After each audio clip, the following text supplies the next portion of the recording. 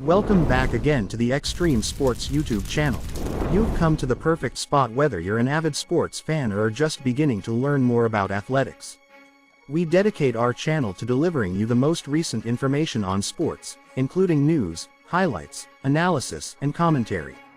We have you covered for everything from basketball to tennis, soccer to football.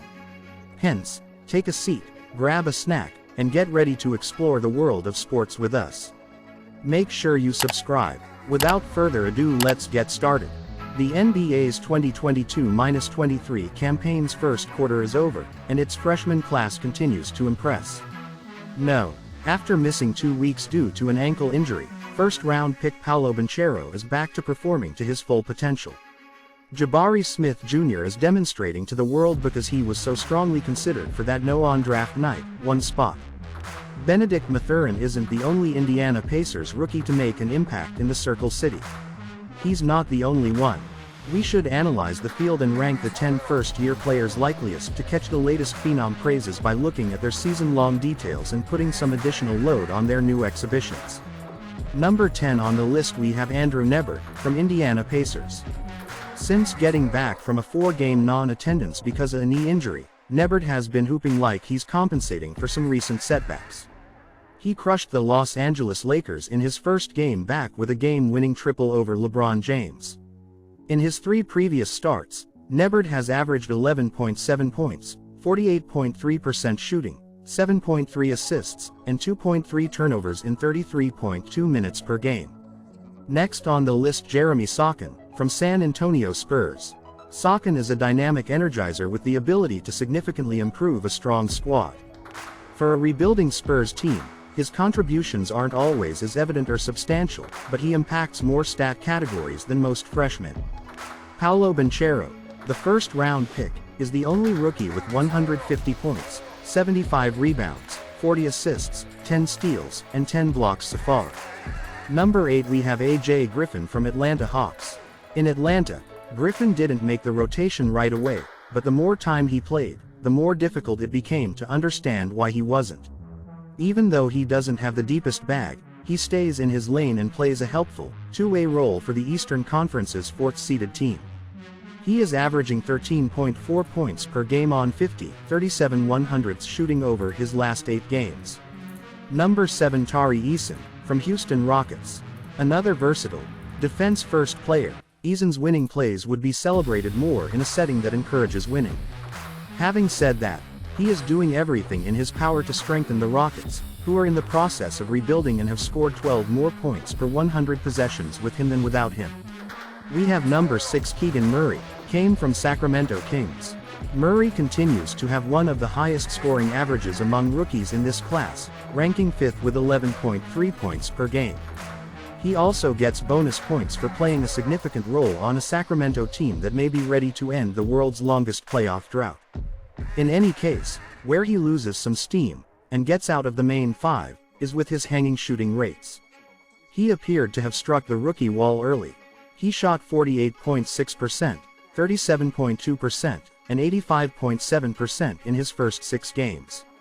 Since then, his slash line has dropped to 37.1, 31.0, 85.0 in 14 games. Number 5 Jalen Williams, Oklahoma City Thunder. Jalen Williams was the first Western Conference Rookie of the Month and the 12th player selected this summer. In his first match, he broke his orbit, but other than that, he hasn't really been affected by anything. He plays a lot, starting or coming off the bench, and he has quickly become one of the best inside the arc scoring threats in this draft class. Equipped with the deftness to wind past protectors, the length to complete over them and the touch toss in sprinters when he can't get the whole way to the bushel, Williams is a can in the half-court or out on the move. He shoots 62% from 2-point range, 75.5% from within 3 feet, and is in the 77th percentile of the league for off-ball cuts. Williams is best utilized as a finisher, though he can occasionally generate offense for himself and his teammates. That makes him a phenomenal fit with master table setters like Shai Gilgeous-Alexander and Josh Giddey. Williams is one of 6 rookies who average at least 10 points per game. Additionally, he leads that group in field goal percentage, 52.9, and averages the fewest minutes, 25.2. Next on the list, Jabari Smith Jr., from Houston Rockets. Jabari Smith Jr. had an unpleasant first month. He just wasn't bringing much to the hardwood because so much of his current offensive value is tied to floor spacing and he couldn't find his touch from three or anywhere else.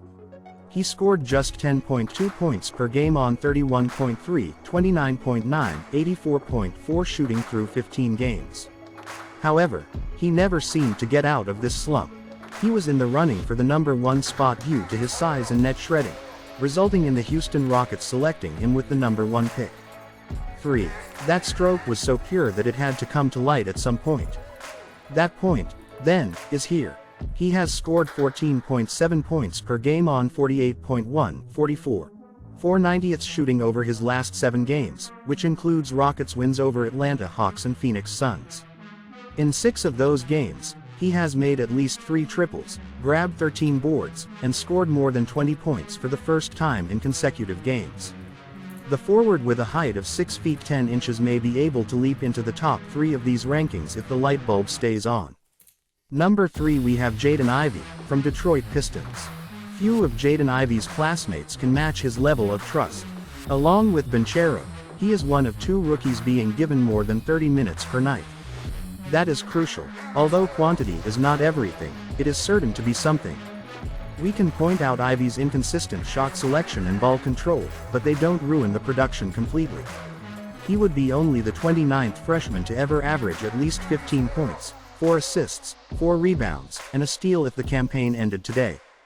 Growing pains will likely continue to be a part of his basketball story for some time as he continues to learn the finer points of life in the association.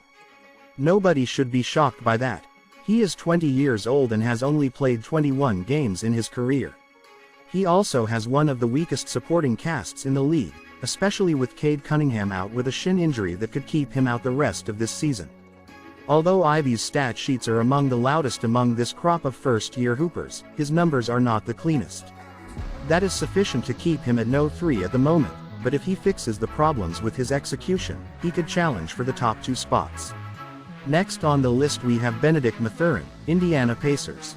Benedict Mathurin, Indiana Pacers. Despite what a lot of early season evidence suggested, it turns out that Benedict Mathurin is not a point machine. Additionally, his cooldown effectively coincided with Paolo Banchero's opportunity not due to his ankle injury, more on that in a moment. Mathurin was fortunate enough not to feel any real resentment toward the no 2 spot. He appears to be locked into a 2-man race for Rookie of the Year honors for the time being, though there is enough season left for this to change. He is tied for the class lead in 3-point attempts, 2.1, and has the second most points per game among rookies, 18.5. More importantly, his output is just as impressive as his volume. He is on track to become only the 12th rookie to average 18 points with a true shooting percentage of 56% or higher, helped along by a connection rate from distance of 39.3%. Having said that, his most recent encounter with the rookie wall has prevented him from significantly challenging Banchero for the top spot. Mathurin has shot just 37.9% overall and 28.9% from deep in his last 10 games. Number 1. Paolo Banchero, from Orlando Magic. Paolo Banchero, Orlando's number 1 player, missed 7 games, or approximately 1/3 of the season, due to an ankle injury. The number 1 position is as solid as it has ever been. Because of his performance, he feels more comparable to other first-year superstars than to his present counterparts. He leads the rookie class in points 21.8, rebounds 6.5, and assists 3.6. If his averages hold, he will become only the 4th rookie in history to post a stat line of the 3rd of June 21. Yet, according to The Ringer's Kevin O'Connor, Banchero's eye test readings may be even better than his box scores. At 6'10", he's liquid like a watchman, using sneaky hybrids, yet he can in any case drive through protectors like stars his size generally would. Banchero is able to drive opponents under the basket by lowering his shoulder, then spin from left to right like a ballerina to dunk over him with both hands. Alternately, he can step back into jumpers using crossovers unless he decides to counter by driving back into the paint to dunk over the defense as a whole. He makes the weird plays that megastars do, and he has done well in isolation so far.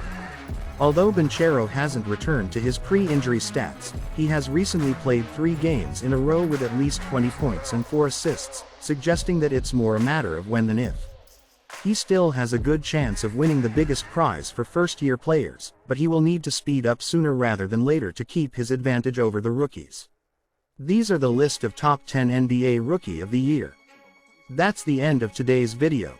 If you did, help us out by giving us a thumbs up and recommending this video to other sports lovers.